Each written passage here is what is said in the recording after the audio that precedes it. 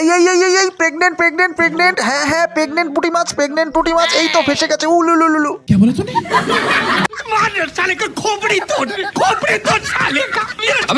ছোটবেলায় ঠাম্মা দাদুরা বলতো যে মাছের এই পুঁটি মাছের মাঝখান দিয়ে দাগ দেওয়া থাকতো তাদের নাকি বিয়ে হয়ে গেছে। তখন তো বুঝতাম না আসলে ওটা বিয়ে না, আসলে ওটা মিলন হয়েছে ওদের। হ্যাঁ, যৌন মিলন হওয়ার পরে, মানে আর কি যার জন্য ডিম টিম আসে পেটে তাকে বলা হয় মিলন আর কি। বৃষ্টি হলে সেটা হয় আর কি।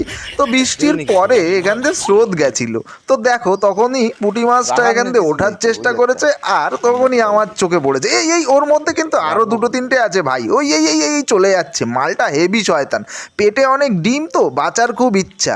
হ্যাঁ, প্রেগনেন্ট হয়েছে, প্রেগনেন্ট আর কি। তোমরা কে কে আগে এরকম দাগ দেওয়া পুঁটি মাছ বা প্রেগনেন্ট পুঁটি মাছ বা ডিম ভরা পুঁটি মাছ আগে দেখেছো? কমেন্টসে কিন্তু নিশ্চয়ই জানিও। Thank you. ভিডিওটি ভালো লাগলে শেয়ার করো। Thank you.